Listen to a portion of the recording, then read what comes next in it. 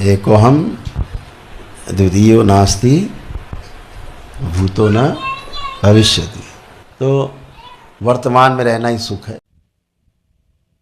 जब भी आप साधना करें, घर में भी करें, एक स्थान बनाएं, तो हमेशा देखें कि पूरब किधर है।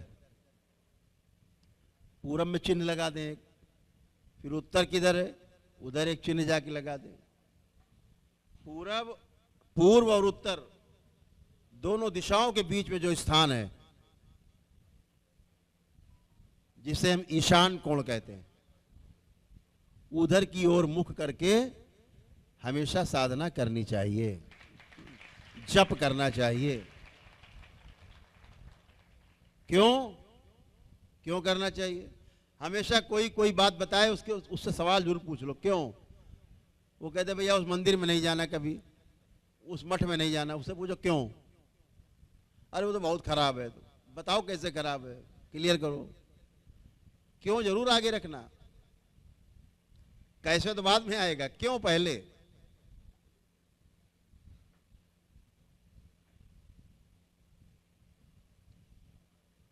तो आप हमेशा जब उधर की ओर बैठते हैं, ईशान कोण की ओर, उस समय आपका शरीर और जीवन का तालमेल 0 डिग्री पे होता है, कोई भार नहीं होता। और जब भी आप लेट जाएं, दंडवत करें, सुबह प्रार्थना पूजा, तो आप उसी तरफ लंबे लंबे लेट जाते हैं, तो रीढ़ की हड्डी आपकी एकदम सीधी उसी की तरफ होती है। आपका जो आपका कहा गया ना, महापुरुष कहते हैं यत पिंडे तद ब्रह्मांडे, यही ब्रह्मांड है। दंडवत करते सबसे पहले उधर की ओर ही जाता है, ईशान कोण की ओर। लेट जाए तब भी रीढ़ की हड्डी सीधी। आप बैठे भी होते हैं तब भी आपका इशारा, जो चुंबकीय क्षेत्र है आपका 0 हो जाता है। तो हमेशा आपकी जो साधना है, ध्यान है, जप है, उस तरफ ही मुख करके ही करना चाहिए। आपको एक समय बना लेने से नियम से और अच्छा होता है। जैसे दरबार में आप देखते हैं, ठीक 7 बजता है सुबह का, आरती होती। सबसे पहले क्या होता है दरबार में? सबसे पहले प्रातःकाल रुद्राभिषेक समय से होता है, ब्रह्म मुहूर्त में। 3:45 बजे आपका रुद्राभिषेक शुरू हो जाता है, समय से। एक समय बंधा हुआ है। ये सूक्ष्म जगत आपकी प्रतीक्षा करता है, क्योंकि आपसे जुड़ा हुआ है। आप क्या समझ रहे हैं? आप केवल हजारों लोग यहां उपलब्ध, इतने ही लोग हैं सुन रहे हैं? यहां करोड़ों अरबों लोग हैं जो आपकी बात को सुन रहे हैं, देख रहे हैं।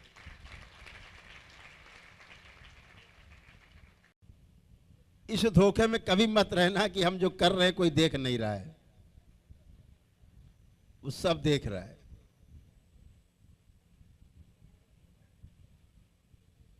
इसीलिए दरबार आपको तुरंत बता देता है, गड़बड़ करके आते हो बता देता है, तुमने ये गड़बड़ किया। आपके तो वहां गुरुजी गड़बड़ हो गई। कैसे तो दरबार देख रहा है तभी तो बताया दरबार ने। दरबार कहता है गुरुजी इसने ये गड़बड़ किया है। आप कहते क्यों भाई, तुमने गड़बड़ की? हाँ गुरुजी गड़बड़ हो गई। तो आप 24 घंटे 365 दिन जब तक ये शरीर रहेगा, आप दरबार की नजर से ओझल नहीं हो सकते। हमेशा दरबार की नजर में। भोलेनाथ के, माता कामाख्या के, बाबा और मां के सीसीटीवी ऑन है बिल्कुल, आपके साथ ही साथ रहते हैं, साथ साथ। तो हमेशा ध्यान रखो कि हम जीवन हैं, और जीवन के आधार पर जब सामने वाले से संबंध हम अपने बनाते हैं, तो उन संबंध के आधार पर सुख होता है। दोनों पक्ष सुखी होते हैं। जब हम जानते हैं कि मेरे चुटकी काटने से मुझे कष्ट होता है, तो इसके चुटकी काटने पर इसको भी कष्ट होता है। जब ये बात समझ लेते हैं तो फिर हम चुटकी नहीं काटते। फिर हम चुटकी लेते हैं, चुटकी काटते नहीं। तो इसलिए ध्यान साधना एक वो उपाय है जिस उपाय से आप भी आगे बढ़ सकते हो, आपका परिवार आगे बढ़ सकता है, आने वाली पीढ़ी भी इसे अपना के आगे बढ़ सकती है, ईश्वर की प्राप्ति हो सकती है। तो सभी लोग तैयार हो जाएं, पुणे से अपने अपने स्थान पर वर्तमान में आ जाएं। सभी को वर्तमान, जब आप ध्यान करते हैं तो वर्तमान में होते हैं। भूतकाल में जाते हैं तो भूतकाल में पीड़ा है, केवल पीड़ा, सोच सोच के उसने ये किया, उसने वो नहीं किया, हम ये कर लेते, ये नहीं कर पाए, नहीं तो तीर मार लेते, क्या बताए, बच गया, निशाना नहीं लगा। तो भूतकाल में केवल पीड़ा है। भूतकाल के बारे में सोच सोच के अंदर पीड़ा उत्पन्न होती है। और भविष्य के बारे में ज़्यादा सोचते रहते हैं तो चिंता उत्पन्न हो जाती है। तो भविष्य में क्या है, चिंता। तो चिंता करने से भी कुछ नहीं हो रहा है और भूतकाल में सोचने से भी कुछ नहीं हो रहा है। हो रहा है कुछ? नहीं हो रहा है। बचा वर्तमान।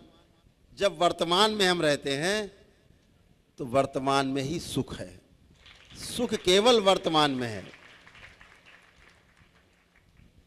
इसलिए सोचें, भाई सोचना ही है तो अच्छा अच्छा सोचा जाए।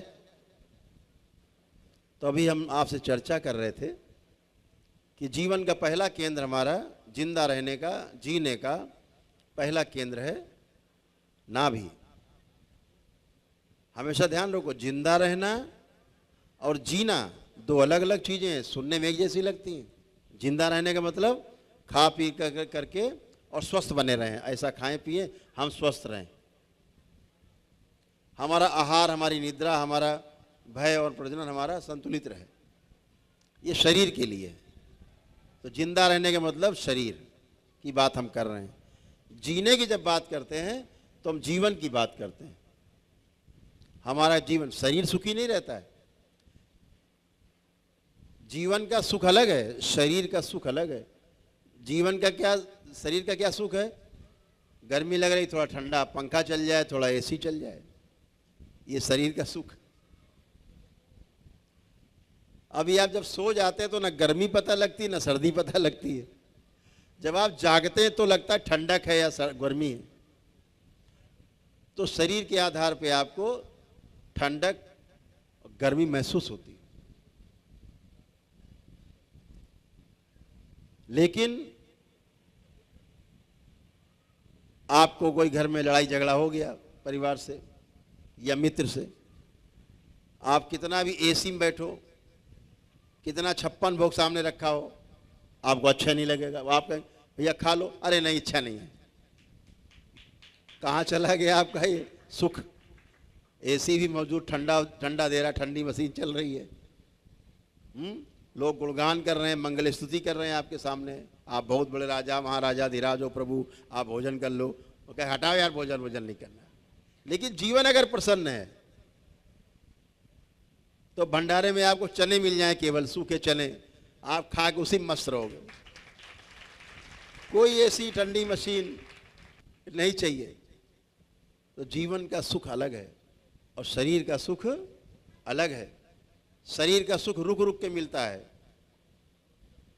कभी सुख कभी दुख, कभी गर्मी कभी सर्दी, हाँ, कभी चोट लग गई, सुख दुख आ गया। लेकिन जीवन इस सुख से संतुष्ट नहीं होता। आपके एयर कंडीशन से, आपकी बिल्डिंग से, आपकी कोठी से, आपके बहुत बड़े अनुयायी हों, बहुत बड़ी बड़ी भीड़ आपके साथ हो, नेताजी आप हों, चाहे अधिकारी हो, कोई भी किसी पद पर बैठे हो, जीवन उससे संतुष्ट नहीं होता। क्योंकि पद अभी है, कल चला गया, फिर दुखी हो गए। अभी सुख, अभी धन है, कल खत्म हो गया, फिर दुखी। जीवन इससे कभी सुखी नहीं होता। जीवन को क्या चाहिए?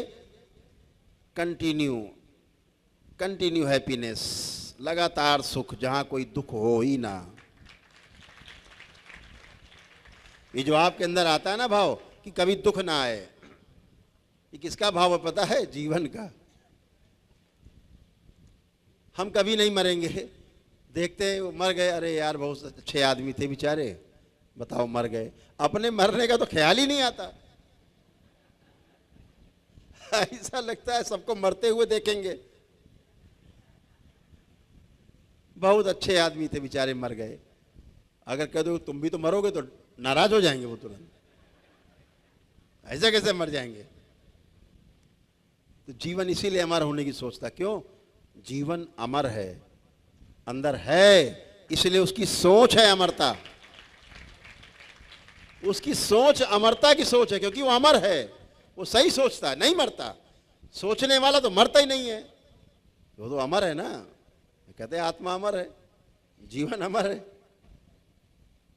तो आत्मा तो अमर है, लेकिन ध्यान साधना के द्वारा धीरे धीरे जो आत्मा के साथ चार चीजें जुड़ी हैं, बुद्धि, चित्त, वृत्ति और मन, ये चारों चीजें साधना काल में धीरे धीरे धीरे धीरे धीरे धीरे गुरु कृपा से आत्मा के साथ जो चार चीजें जुड़ी हैं, ये चारों जब विलग हो जाती हैं, फिर आत्मा बचती है। फिर इस आत्मा का परमात्मा में विलय होता है। यही पूर्णता है। तो हमारे जो जीवन का केंद्र है उस पर बात कर रहे थे, नाभि। तो इसको हम लोग 1 नंबर देते हैं। हमेशा ध्यान रखो, जब भी हम जीवन की बात करें तो आपके अंदर एक भाव आ जाए 1 नंबर, यानी सर्वश्रेष्ठ, फर्स्ट क्लास, 1 नंबर है।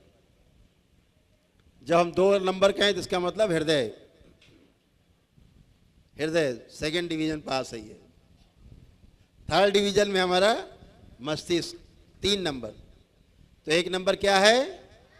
नाभि, हमारी इच्छा शक्ति का केंद्र। नाभि हमारा 1 नंबर, हृदय हमारा, मस्तिष्क हमारा 3 नंबर। इसको ध्यान रखना सदैव। तो हम जब भी बात करें तो उसी आधार पे आपको निर्णय लेना है कि क्या करना है। एक ध्वनि है जो शब्दों से नहीं बनी है। ये जो ध्वनि है वो शब्द नहीं है। शब्द के रूप में हम पहचानते हैं, हम बोलते हैं तो शब्द हो जाता है वो ध्वनि। कौन सी? ओम, ओम, ऐसे। तो ये ध्वनि है, पूरे ब्रह्मांड में ये ध्वनि गूंज रही है। तो इस ध्वनि में 3 अक्षर के रूप में आपको चीजें दिखाई देंगी, आ, उ और मा। आ, उ, मा मिलकर के बना ओम। ऐसे ध्वनि है। इस बात को हमेशा ध्यान रखो। तो आ हमारा कहाँ है? नंबर 1। उ, मा। तो आ, उ और मा, यही जीवन के 3 केंद्र हैं। यही ध्वनि आपको इसीलिए कहा गया है ओम, ये महामंत्र है। यही महामंत्र जीवन के तीनों केंद्रों को झंकृत रखता है, संगीतबद्ध रखता है, लयबद्ध रखता है, हार्मनी कायम रखता है। तो ये तीनों केंद्र ओम, तीनों केंद्र मिलकर क्या बन गया? ओम बन गया। तो अब केवल ओम ओम कहने से काम नहीं चलेगा, केवल राम राम कहने से काम नहीं चलने वाला।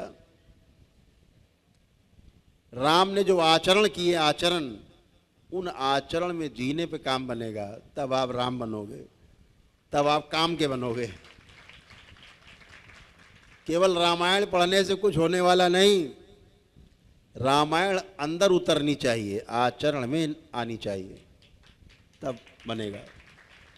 गीता पढ़ने से नहीं मिलने वाला कुछ, सिवाय ज्ञान झेलने के, दूसरों को उबा देने के अलावा। इतना ज्ञान आप दे दोगे, सामने वाला ऊब जाएगा कि आत्महत्या कर लेते तो ज्यादा ठीक। गीता का एक श्लोक भी, रामायण की एक चौपाई भी अगर जीवन में उतर जाए तो समझो जीवन धन्य हो गया है। जीने में आ जाए आपके, केवल जीने में आ जाए। बोलते ना परहित सरस धर्म नहीं भाई। अब बताओ, यहां तो लूट मची हुई है, परहित की कौन कहे। तो एक चौपाई उतर जाए तो समझो फिर मनुष्य बन जाए आदमी। तो 1 नंबर, 2 नंबर और 3 नंबर ध्यान रखना है। तो अभी हम लोग जो ध्यान करेंगे, आके पहले सुनेंगे आप लोग, करेंगे बाद में, ठीक।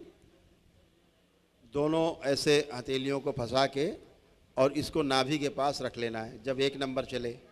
जब 2 नंबर चलेगा तो यही उठ करके हृदय के पास आ जाएंगे ऐसे। जब 3 नंबर चलेगा तो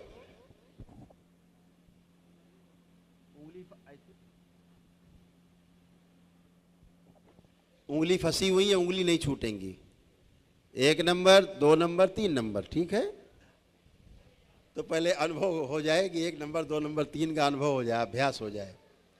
तो जो हम बोले ये दोनों उंगलियां जुड़ी हुई हैं ऐसे, तो वहीं रखते जाना है। जैसे हमने बोला 1, 2, 3, बहुत सुंदर, सभी लोग जान गए, ठीक। चलिए शुरू करते हैं। हाँ, 1, 2, 3, 1, 2, 3, 1, 3, 2, 3, 2, 3, 3, 1। अरे तो सब समझदार हो गए।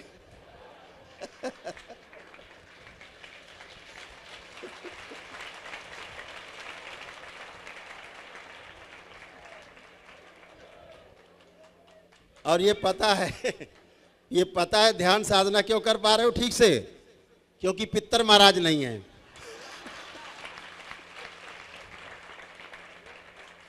नहीं तो वो आपको ध्यान साधना नहीं करने देते हैं, कहते पहले हमारा काम पहले वो करो, चल के चलो।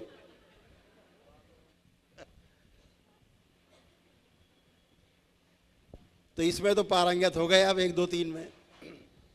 अब मुद्रा में आ जाएं सभी लोग, जैसे अभी मुद्रा में थे। रीढ़ की हड्डी सीधी, नेत्र बंद, हल्का सा चेहरा ऊपर उठा हुआ, दोनों हथेलियों की उंगलियां आपस से फंसी हुई और नाभि के ऊपर वैसे चिपका के रख देना हथेलियां, जैसे सिखाया था 1 नंबर।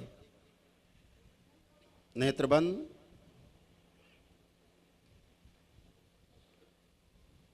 बाबा और माँ को प्रणाम करें।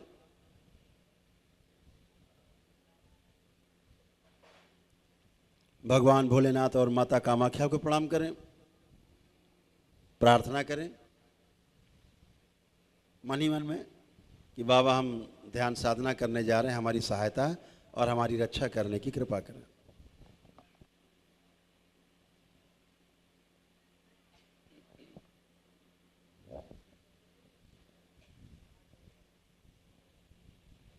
छह बार उच्चारण होगा आ का। उसके बाद जब हम कहेंगे नंबर 2, तो आपकी हथेलियां दोनों जुड़ी हुई उठ के आ जाएंगी हृदय क्षेत्र पे, जुड़ी हुई। फिर यहाँ पर ऊ का उच्चारण होगा 6 बार। कैसे होगा अभी बताएंगे। फिर जब 3 नंबर बोलेंगे तो आपकी हथेलियां वहीं 3 नंबर पे सिर के ऊपर चली जाएंगी। तो फिर उच्चारण होगा माँ का। कैसे होगा वो हम बताएंगे। पहले आप लोग सुनेंगे, अभी करेंगे नहीं, केवल सुनना है। अभी आपको जब हम कहेंगे शुरू करें तो करना है, सुनना है। जब हम आ बोलेंगे 1 नंबर पे तो आपको ऐसे ही बोलना है। पूरी पहले तो श्वास खींच के भरना है नाभि तक। हमेशा ध्यान रखो, जब भी श्वास खींचनी है तो नाभि तक खींचनी, भरना है, पेट भरना है, छाती नहीं फुलानी है। कसरत नहीं कर रहे हैं आप ध्यान कर रहे हैं, आप साधना कर रहे हैं। अपने केंद्र में आपको जाना है। केंद्र कहाँ है? 1 नंबर नाभि। तो आप पूरी श्वास कहाँ तक भर के ले जाएंगे? हमेशा नाभि तक। अपने आप 1 और 2 नंबर भर जाएगा। जब आपका 1 नंबर भरा, 2 और 3 नंबर अपने आप भर जाएगा ऊर्जा से। ध्यान रखिए। तो 1 नंबर, दोनों हाथों की अंगुलियां आपस में फंसी हुई, नाभि पे रखी हुई, और नेत्र अपने अंतर नेत्र जो आपका है, शिव नेत्र है, सारा ध्यान आपका अपने कहाँ रहेगा? जहाँ पर आपका इस वाले प्रक्रिया में आपका पूरा ध्यान वहीं रहेगा जहाँ पर आपकी हथेलियाँ हैं। इस बात को ध्यान रखना। इसमें शिव नेत्र तब जाएंगे तीसरे वाले में। पहले वाले पे ध्यान हमारा रहेगा हमारी नाभि पर, पूरा ध्यान। 2 नंबर जब बोलेंगे ऊ का उच्चारण करेंगे तो पूरा ध्यान हमारा हृदय पे रहेगा। जब 3 नंबर बोलेंगे सिर पे अपने रखेंगे हथेलियाँ, तो अपना ध्यान हमारे आज्ञा चक्र पे रहेगा।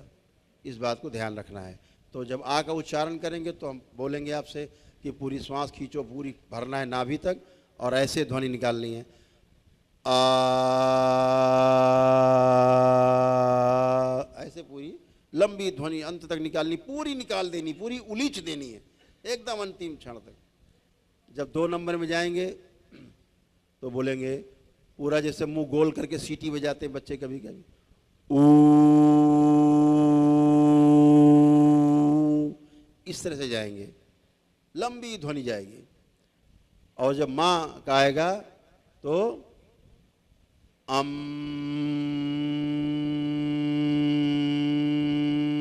यानी नाक से ध्वनि निकलेगी।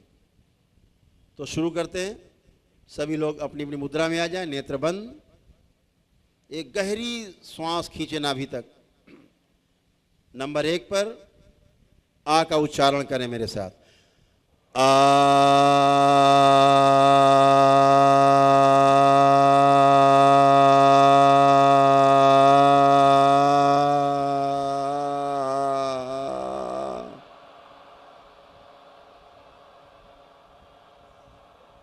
पुनः से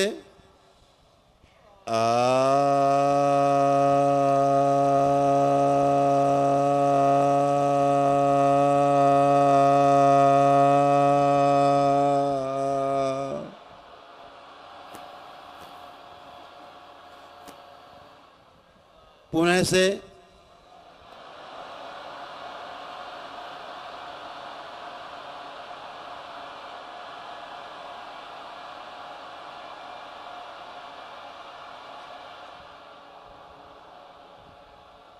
पुनः से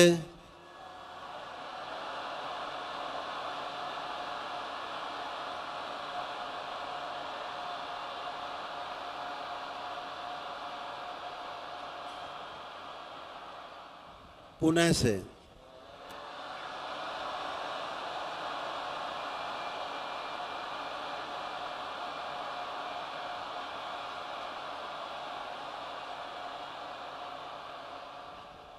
छठी बार, अंतिम बार पुनः से।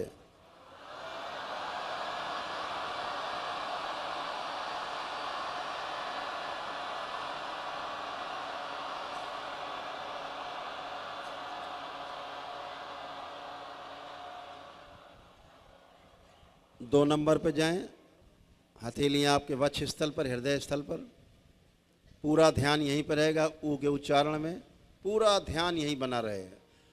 उच्चारण करेंगे मेरे साथ, पूरी गहरी श्वास खींचे नाभि तक।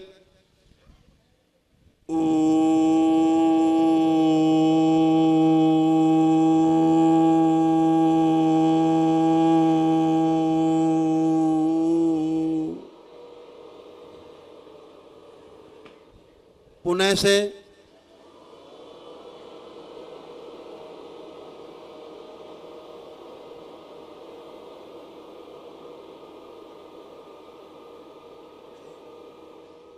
पुनः से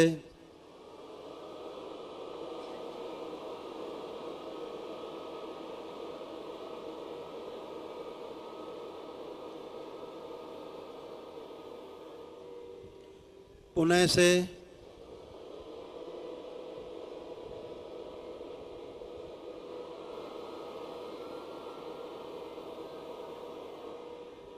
पुनः से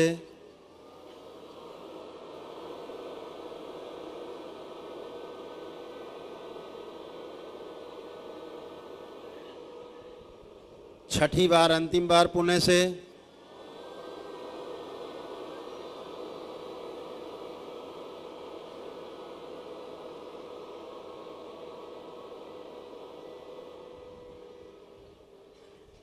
तीन नंबर,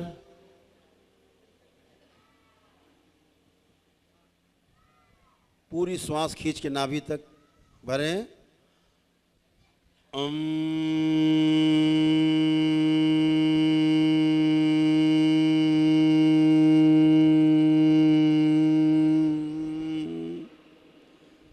पुनः से सारा ध्यान आज्ञा चक्र पे।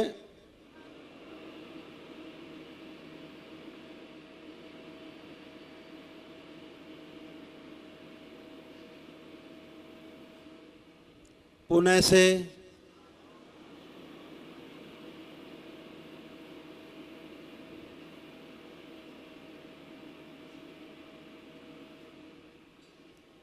पुणे से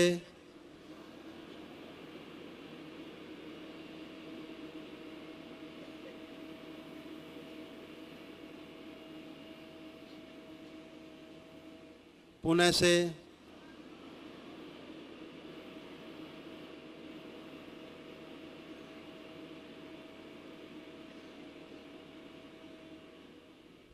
पुणे से अंतिम बार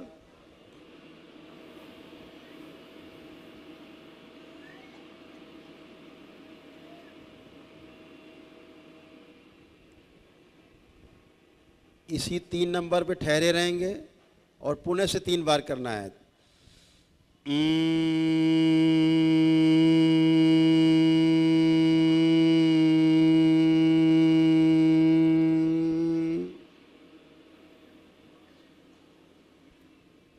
पुणे से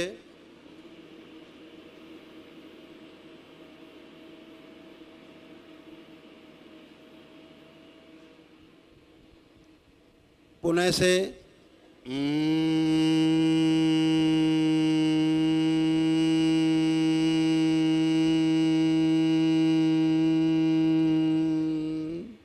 पुणे से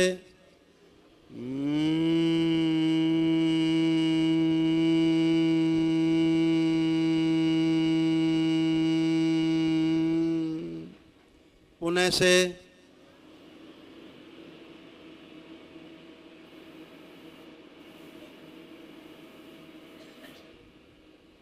छठी बार अंतिम बार पुणे से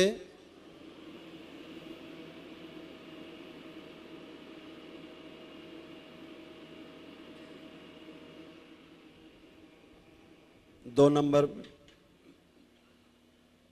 हृदय क्षेत्र में 2 नंबर पे आपकी जुड़ी हुई हाथों की उंगलियां हथेलियां, सारा ध्यान हृदय क्षेत्र पे।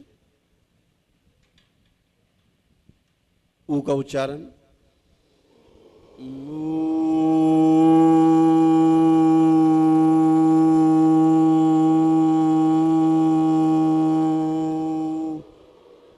पुणे से लंबी श्वास खींच के नाभि तक।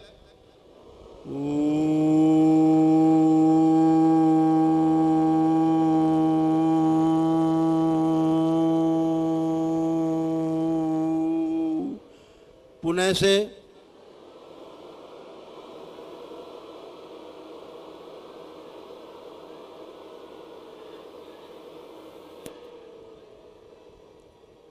पुणे से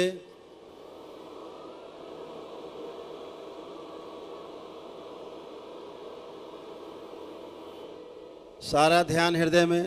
पुणे से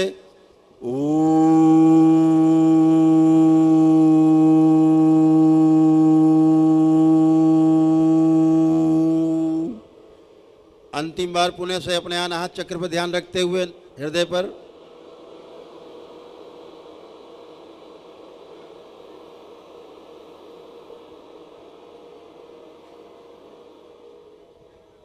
एक नंबर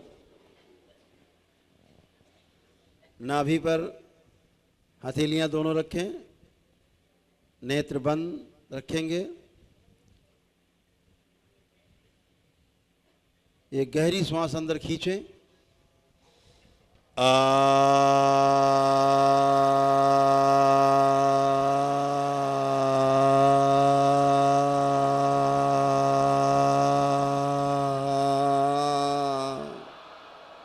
पुणे से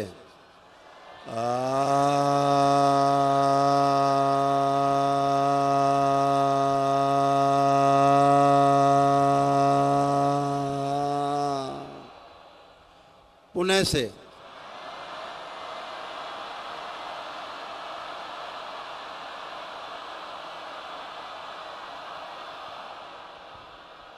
पुणे से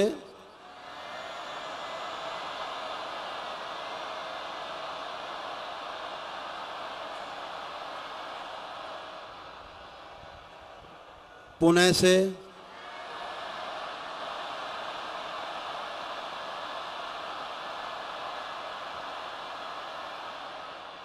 पुनः से और जोर से, पूरा बाहर निकाल दें, उलीच दे सब बाहर। पुनः से,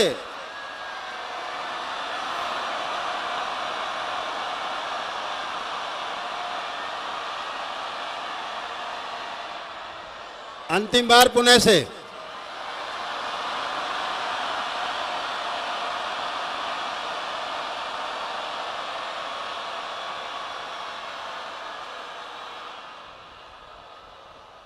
स्टॉप, स्टॉप। अपना ध्यान अपने आज्ञा चक्र पे ले जाएं। अपने आज्ञा चक्र पे, अपने मस्तक के बीचों बीच, दोनों भवों के बीच में शिव नेत्र पर ले जाएं। पूरा ध्यान रखें।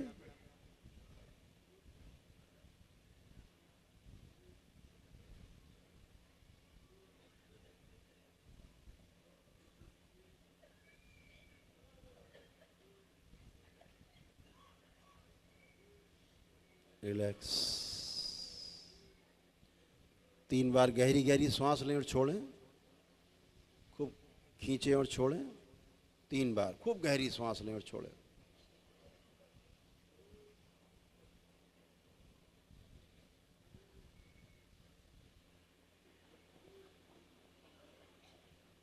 आप सामान्य रूप से सांसें लें आराम से और छोड़ें। अपना अपना ध्यान भगवान भोलेनाथ पर, शिवलिंग पर स्थिर करें। शिवलिंग पर अपना ध्यान स्थिर करें।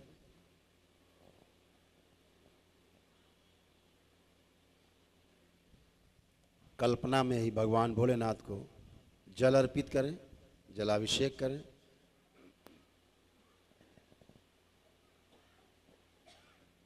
खूब नहलाएं शिवलिंग को और जल अर्पित करें शिवलिंग पे और नहलाएं।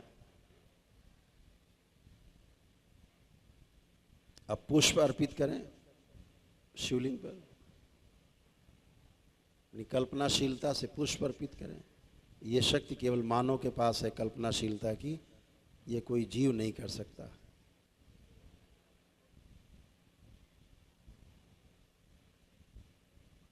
अगियारी से, धूप बत्ती से उनको धूपित करें, अगियारी करें मन ही मन में।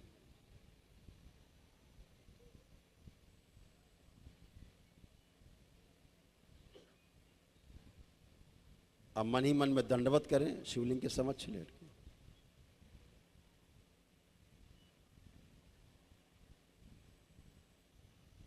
ऐसे ही दंडवत माता कामाख्या के समक्ष करें। जैसे आप दरबार में जाते हैं, मंदिर है या यहाँ मंदिर है, जैसे कि आप वहाँ पहुँच गए, दंडवत कर रहे हैं माँ के समक्ष लेटकर। माता कामाख्या को दंडवत करें। एक बार पुनः से बाबा को दंडवत करें, बाबा के दरबार में। धन्यवाद, बारंबार धन्यवाद करें बाबा को। पुनः से माँ के दरबार में जाएं और गुरु माता को दंडवत करें।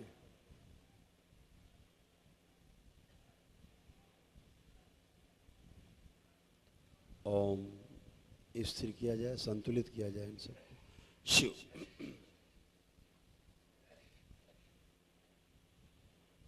दोनों हथेलियां पुनः से आसमान के ऊपर उठाएं।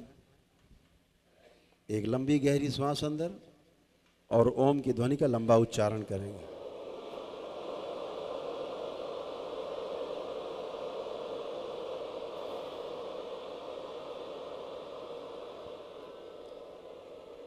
तीन बार करें।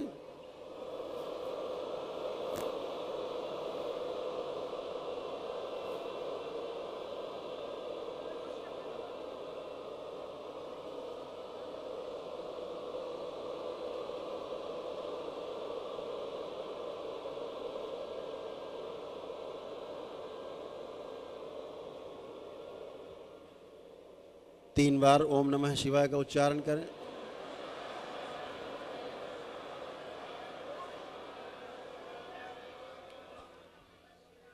तीन बार तालियां बजाएं। हथेलियां जांघों पे, तीन थपकी आपस में रगड़ें दोनों हथेली नेत्रों पे। 3 बार करके धीरे धीरे अपने अपने नेत्र हथेली रखे रखे धीरे धीरे खोलेंगे, बहुत धीरे धीरे, वेरी स्लोली, धीरे धीरे। सभी लोग प्रेम से बोलिए सदगुरुदेव भगवान की।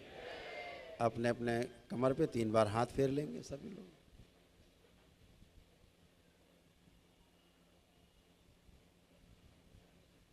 ये दरबार की विधि है, एक क्रिया है ये। इस क्रिया का नाम है ब्रह्म विराट क्रिया।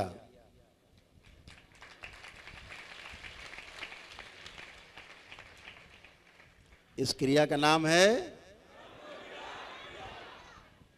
तो ब्रह्म विराट क्रिया प्रतिदिन करने से बच्चे से लेकर के बुजुर्ग तक, रोगी निरोगी सब कर सकते हैं। बोलिए सदगुरुदेव भगवान की। ये करने से होगा क्या? ये तो पहली क्रिया है, ब्रह्म विराट क्रिया है, पहली क्रिया है, एक फेस है जो प्रतिदिन आपको करने चाहिए। जब आप समूह में साधना करते हो, पता है आपको, जैसे आप इतने समूह में बैठे हैं, आप साधना कर रहे हो, इससे क्या हो रहा है पता है? जिसमें ऊर्जा कम या ज़्यादा है, जिसका जीवन कम समझदार या ज़्यादा समझदार है, सब सामान्य हो जाते हैं। जो ऊपर है मजबूत, सबको ऊपर खींच लेता है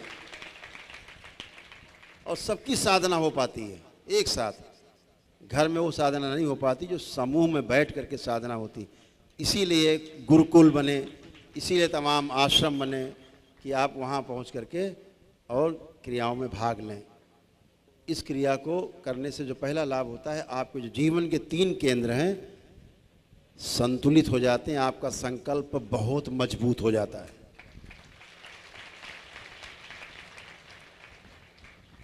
कृपया दरबार के ऑफिशियल चैनल को लाइक, सब्सक्राइब एवं शेयर अवश्य करें।